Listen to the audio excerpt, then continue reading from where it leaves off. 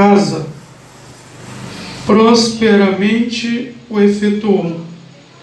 De noite apareceu o Senhor a Salomão e lhe disse: ouvi a tua oração e escolhi para mim este lugar para a casa do sacrifício.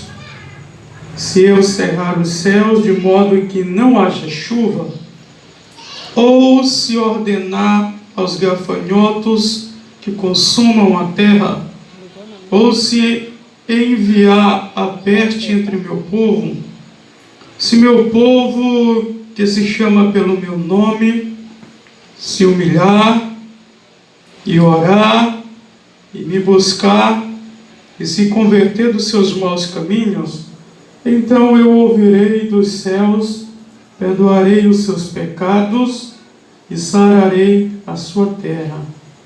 Estarão abertos os meus olhos e atentos os meus ouvidos à oração que se fizer neste lugar, porque escolhi e santifiquei esta casa para que nela esteja o meu nome perpetuamente. Nela estarão fixos os meus olhos e o meu coração todos os dias. Amém? Podemos sentar? Meus amados, a aliança que Deus tinha com Salomão, por amor a Davi, seu pai, Salomão foi um dos homens, um dos personagens bíblicos privilegiado, porque era um desejo intenso do coração de Salomão fazer a casa de Deus e também a casa real. E o seu pai havia deixado todos os utensílios, dinheiro suficiente como ouro, prata, bronze, cobre, as madeiras de acácia, tudo o que precisaria para fazer a casa de Deus e para fazer a casa real. Então o texto diz que tudo aquilo que Salomão intentou, Salomão projetou, arquitetou, planejou, idealizou, Deus prosperou tudo aquilo que ele projetou. Irmãos, fazendo uma aplicação para nós hoje, isso significa comunhão. O que Salomão tinha com Deus era comunhão. O melhor lugar que nós podemos estar não é um lugar fixo, um lugar físico, mas sim no centro da vontade de Deus. Você pode ver que Salomão planejou tudo, orou antes ao Senhor, e de noite Deus apareceu para Salomão e disse: ouvi a tua oração e escolhi este lugar para uma casa do sacrifício. Salomão orou, apresentou a Deus o seu projeto, todo ali a planta da casa real, da casa do Senhor, e Deus aprovou. Sabe por que muitas vezes, muitas coisas dão errado na tua vida e na minha vida? É porque nós invertemos os valores espirituais. Aquilo que é material a gente já quer fazer logo sem consultar a Deus. Irmãos, nós temos princípios. Nós não somos pessoas ímpias, pessoas sem compromissos, pessoas jogada ao léu. Não, irmãos, nós temos um dono. Nós somos propriedades exclusivas do Senhor Deus. Então nós temos um guia, nós temos um Senhor para ordenar, para coordenar, para direcionar, para efetuar, operar, ministrar na nossa vida. Então Salomão, ele foi inteligentíssimo, foi sábio, um homem de uma sabedoria extrema. Todo o projeto ele pegou e apresentou a Deus em oração. E a resposta veio de imediato. Salomão, eu ouvi a tua oração. Irmãos, aqui não foi o profeta Natã que Deus usou, ou outro profeta contemporâneo de Natã. Não, aqui foi o próprio Deus que apareceu para ele de noite e disse: Salomão, diretamente para ele: Salomão, eu ouvi a tua oração. Irmãos, isso é algo fenomenal. Nós desenvolvermos esta comunhão. Tem gente que nem orar mais ora, irmão. Por quê? Porque a oração dele não é oração, é uma mesmice.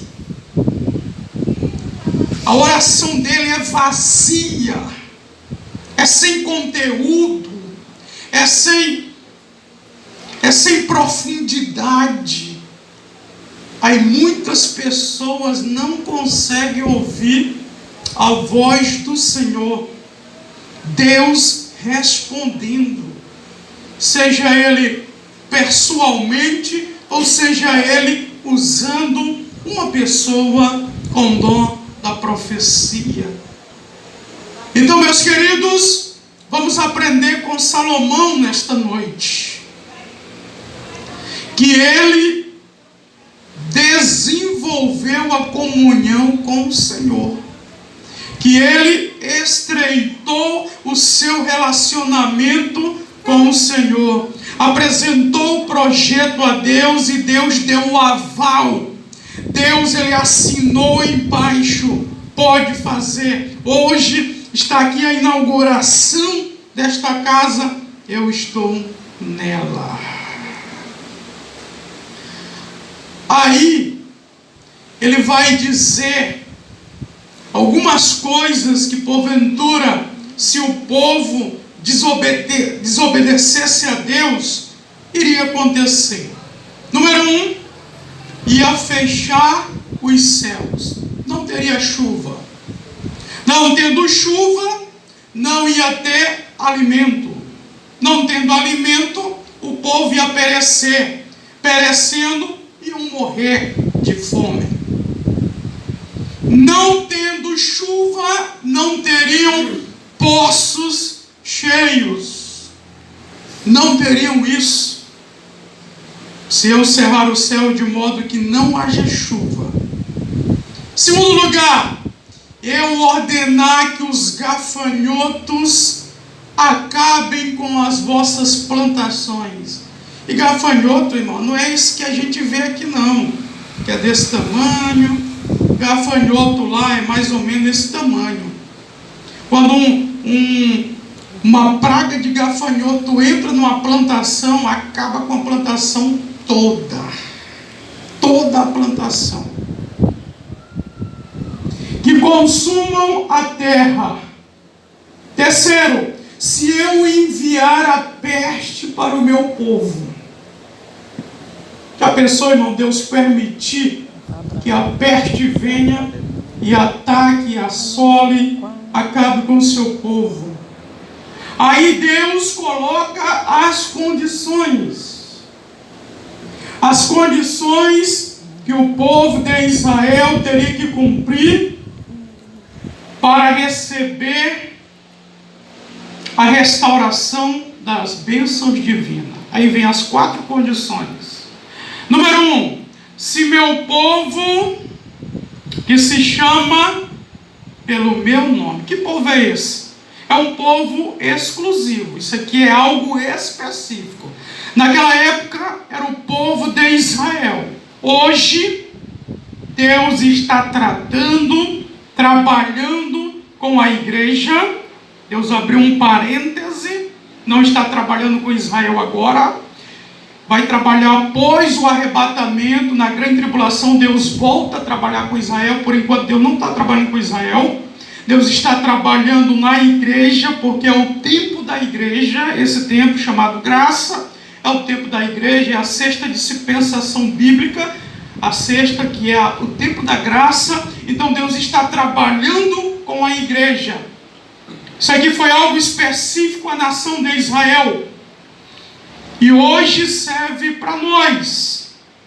Se meu povo que se chama pelo meu nome, somos nós, irmãos, que clamamos, que buscamos, que invocamos o nome do Senhor. Nós não invocamos Moloque, Dagon, Baal, Adramaleque, nenhum desses ídolos, nenhum deles. Nós invocamos, nós adoramos, nós pedimos, nós falamos, nós oramos, nós suplicamos, nós cantamos, nós louvamos, nós adoramos somente ao Deus Todo-Poderoso. Então, o povo que conhece a Deus. Primeira condição. O povo, ele teria que naquela época se humilhar. Por quê? Volto a repetir. Nós temos um soberano. O Senhor é soberano. O Senhor está acima de tudo e de todos. O povo teria que respeitar, teria que considerar a soberania do Senhor. Se humilhar é porque tinha um Senhor. Naquela época, os escravos, eles se humilhavam diante do seu Senhor. E a Bíblia diz no Novo Testamento, quando Paulo escreveu as suas cartas, chama nós de escravos. Hoje nós somos escravos. Não porque estamos aprisionados ao pecado. Não é por causa disso não. Analise o contexto e interprete a Bíblia. É porque nós agora estamos apegados. Nós estamos crucificados com Cristo. Agora não somos nós que vivemos, mas Cristo vive em nós. Então, nós temos que nos humilhar sempre diante de Deus. Porque a Bíblia diz, aquele que se humilha, Deus exalta. Deus ergue, Deus levanta, Deus destaca, Deus abençoa, Deus prospera. Irmãos, nunca queira ser aquilo que você não é. Nunca queira subir no salto da prepotência. Nunca queira se exaltar. Nunca queira aí ser uma pessoa egoísta, uma pessoa egocêntrica, em que se coloca você como centro. Não, se humilhe diante de Deus. Deus está dizendo, assim como Ele disse para o povo de Israel, está dizendo para nós que nós devemos se humilhar. E é maravilhoso quando nós nos humilhamos. Quando nós reconhecemos a nossa pequenez e reconhecemos a grandeza do nosso Deus. Quando nós nos humilhamos, nós estamos reconhecendo que nós não somos autossuficientes. Pelo contrário, nós dependemos exclusivamente de Deus, unicamente de Deus. Quando nós nos humilhamos, é porque nós estamos considerando que nós somos servos e que nós temos um Senhor, um dono que está acima de nós. O que foi que o querubim ungido chamado Lúcifer fez? Ele fez o contrário. Ao invés dele continuar se humilhando, dirigindo o coral celestial, sendo uma referência da glória, da beleza, do poderio, da autoridade de Deus, ele se ensoberbeceu. Ele queria ser mais alto do que o Criador, queria ser mais alto do que Deus. Irmãos, muitas pessoas estão sendo humilhados. Muitas pessoas estão sendo humilhadas. Muitas pessoas estão quebrando a cara. Muitas pessoas estão quebrando a cara. Por quê? Porque ao invés de se humilhar, estão se exaltando. Tem pessoas que não podem ganhar melhor do que os outros. Aí começa a rebaixar os outros. Ele começa a dizer, não, eu sou o bambambam, é porque eu sou o melhor. Quando passa num concurso, não é porque eu sou mais inteligente. Quando passa numa faculdade de medicina, não é porque eu sou o melhor, eu sou mais inteligente, eu sou mais isso, sou mais aquilo. Isso é perigoso para nós. Estou falando, a Bíblia está falando de forma exclusiva, específica para nós, irmãos. Se você está numa posição de destaque, aonde você trabalha, você não precisa se rebaixar os demais que estão debaixo da tua autoridade. Você não precisa disso, irmãos. Não precisa. Você tem que considerar o teu próximo superior a ti mesmo. Diz a Bíblia. Se você quiser servir a Bíblia fala isso. Está lá em Filipenses 2:3. Considere o teu próximo superior a ti mesmo. Olha aí a recomendação bíblica. E Deus está falando que nós temos que nos humilharmos. Quando nós nos humilhamos, irmãos, nós desenvolvemos uma comunhão mais profunda com o Senhor. Mais profunda com Deus. Quando nós nos humilhamos, é sinal que nós estamos descendo na oraria de Deus, aos pés do Senhor, que nós estamos querendo mais e mais conhecer a Deus através da humilhação, através da oração. Quando nós nos humilhamos, o nosso coração está mais voltado para Deus e não para nós mesmos. Está mais voltado para ser transformado pelo Senhor, dizendo, Deus, toma de conta do meu coração, que é a parte moral do meu caráter. Senhor, me lapida, me transforma, me burila, me ponda, Senhor. Faz-me como um homem, você, mulher, como uma mulher de Deus. Humilhar. O povo de Deus, ele tem que andar de joelho. Tem que andar se humilhando. Não é a pessoa te humilhar, não. Aqui é o contrário. É você mesmo se humilhar aos pés de quem? Aos pés do Senhor. Do Senhor, que é algo específico. Segunda condição que o povo de Israel teria que cumprir para receber as bênçãos divinas. Eles tinham que orar.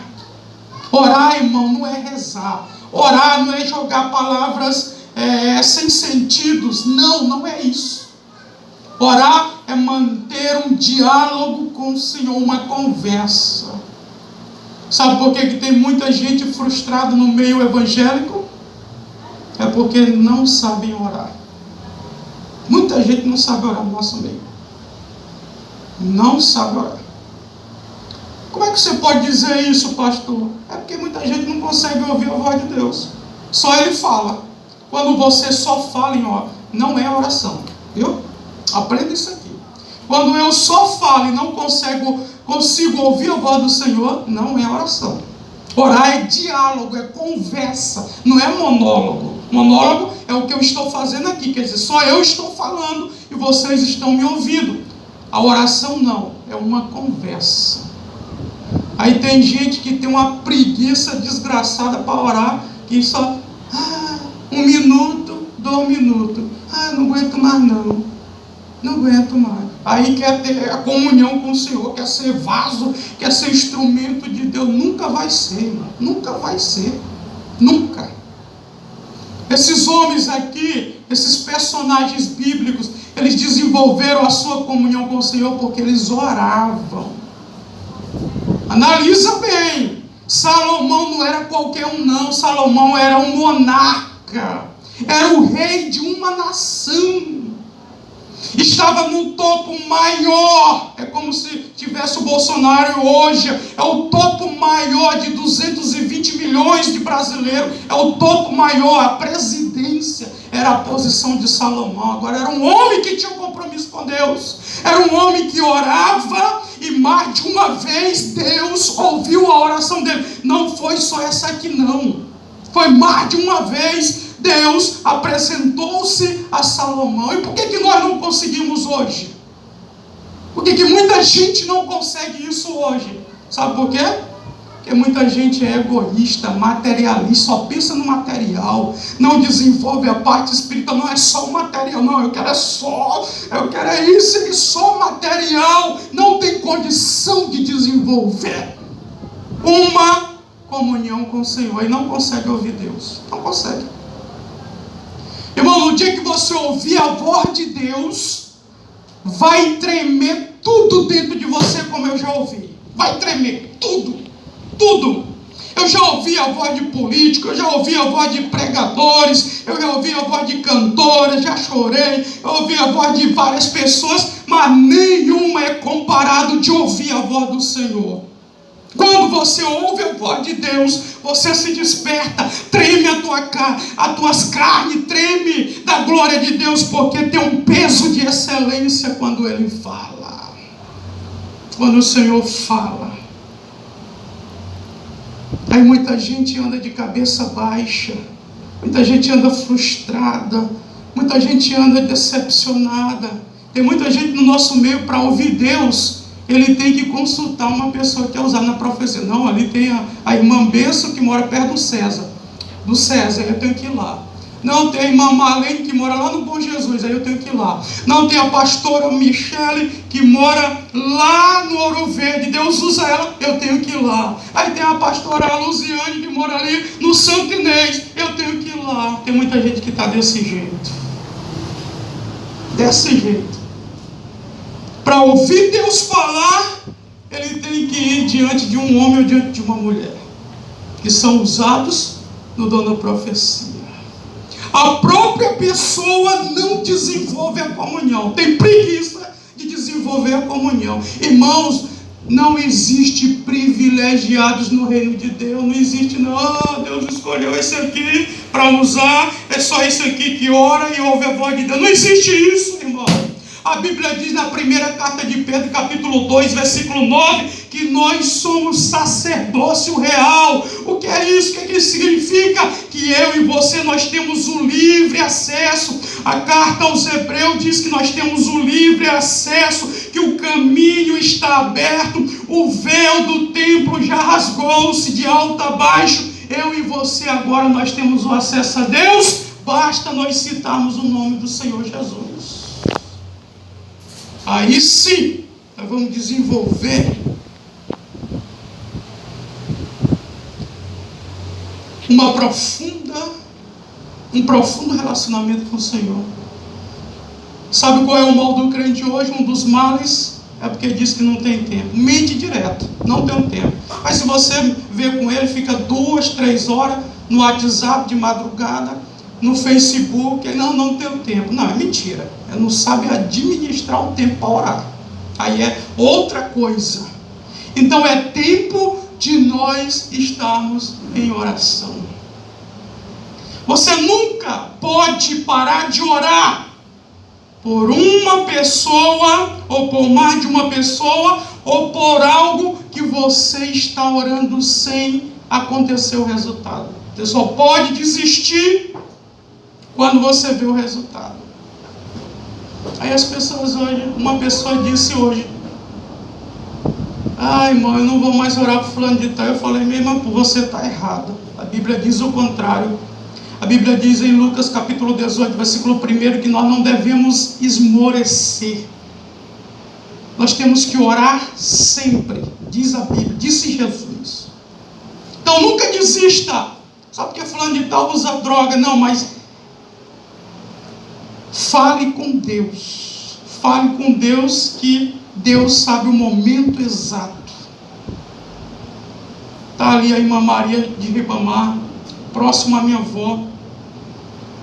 Ela é crente, os filhos crentes, tem um desviado, mais 2 estão crentes, e ali o pai só na cachaça direto. Deu diabetes, deu cirrose, arrancou o dedo, começou arrancando o dedo, cortando o dedo, depois foi o pé.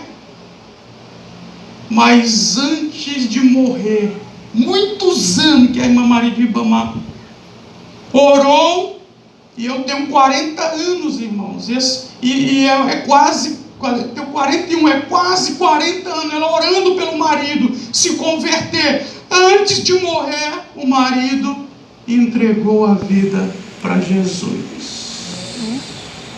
Eu falei para a irmã, você só pode parar de orar no dia que você vê ele se converter. No dia que Deus transformar o coração dele. Irmãos, quando você for orar, você tem que perseverar, você tem que ter ânimo para orar, você tem que ter garra, você tem que ter disposição, você tem que ter, mesmo estar pronto para orar. Vai vir o cansaço, vai abrir a boca, vai bocejar, vai vir outros pensamentos das contas que está devendo, do trabalho, aquilo que tem que resolver, vai vir tudo isso. Para quê? Para atrapalhar você orar. Agora só que você tem que romper tudo isso. Você tem que passar por cima. Você tem que transpor tudo isso. Aí você persevera. Mas não é oração de 5 minutos não. Senhor, abençoe esse alimento, amém, glória a Deus, pronto. Abençoe que não venha mais ninguém, que fique só nós. Não, nem isso aí não. Estou falando disso não. A Bíblia não está tratando disso. A Bíblia está falando de algo mais profundo. Algo que tem que ser desenvolvido em quem? Em mim e em você. Só depende de mim e de você. Se nós tivermos fome e sede para orar ao Senhor, para buscar a Deus, as respostas virão de imediato e nós ficaremos mais despreocupados com as coisas. Tem um monte de crente aí que anda preocupado. Um monte de crente anda preocupado. Meu Deus, cabeça quente, tudo. Isso é sinal de pessoas que oram um pouco. A minha instrutora perguntou assim: André, diante de um desafio, você fica nervoso? Eu falei, não. Você fica com medo? Não. Aí ela perguntou, e como é que a gente faz isso? Isso aqui são critérios. Primeiro, você tem que conhecer a Bíblia e aplicar a Bíblia na sua vida. Número 1. Número 2, você tem que viver uma vida de oração intensa. Para quê? Para que a fé venha estar acima da ansiedade e acima da preocupação e acima do medo. Dominando tudo isso. O ser humano tem ansiedade, tem preocupação, tem medo. Mas tem algumas pessoas que não sabem administrar isso. É o medo, a preocupação, a ansiedade é que domina ele. É o contrário, você tem que saber dominar. E um dos critérios é através da oração. Quanto mais ora, mais tem fé. Quanto mais ora, mais confia em Deus. Quanto mais ora, mais Deus fala contigo. Quanto mais ora, mais as respostas do tempo de Deus vai vir sobre a tua vida. Quanto mais ora, mais comunhão você tem. Quanto mais ora, mais cheio de Deus você fica. Quanto mais ora, mais autoridade de Deus você tem. Quanto mais ora, mais poder de Deus você tem. Tudo é mais. Quanto mais você deposita, mais você tem. Tudo é mais. Então Deus disse: o povo tem que orar. Em segundo lugar. Terceiro, tem que me buscar. O que é isso? Porque naquele tempo as outras nações buscavam os seus respectivos ídolos. Eu citei o nome de alguns aqui. O verbo buscar aqui significa de forma específica. As nações tinham seus ídolos, mas Deus estava dizendo: olha, vocês têm que me buscar de forma específica. Jeová Jiré, o Deus da provisão. Jeová Sabaote, o Senhor dos exércitos. Jeová Nissi, nossa bandeira é. Jeová Chamar, o Senhor presente está. Jeová Tzidkenu, nossa justiça é. Então era esse Deus que eles tinham que buscar. O verbo buscar aqui, para você entender melhor, quando nós queremos mexer nos nossos dentes, aí nós vamos no mecânico, né? Porque lá ele também tem o mecânico, ele tem as chaves, tem um alicate, aí nós vamos no mecânico. Buscar aqui é isso. Quando nós queremos fazer um tratamento dentário, nós vamos no odontólogo. Adoeceu do coração, entupiu uma artéria, aí nós vamos aonde? No urologista, não é isso? Não, vamos no cardiologista. O que é isso? De forma específica.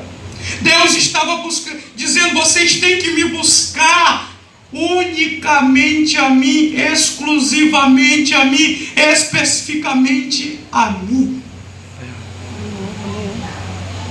As nações vizinhas, cananeus, jebuseus, heteus, ferezeus, tudo com Zeus, tudo acabava com Zeus ali, naquele redor de Israel, buscavam seus respectivos ídolos.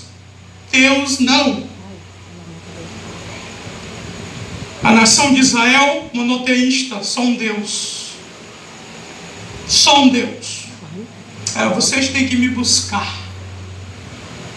Vocês têm que me buscar. Irmãos, tem crente que fala o nome de Maria. Irmão, não adianta não, irmão. Maria não entra nisso aqui não. Ave Maria. Não, isso não adianta não. Isso não é para nós não. Paulo, não sei o que, Pedro, o que tem a chave do céu. Mas isso é mentira, irmão. Quem tem a chave do céu é Deus. Nós temos que buscar é Deus, não é o homem não. De forma específica, quando você busca o homem, você quebra a cara. Quantos não você e eu, nós já recebemos porque buscamos um homem. Agora, quantos sim nós recebemos quando nós buscamos Deus.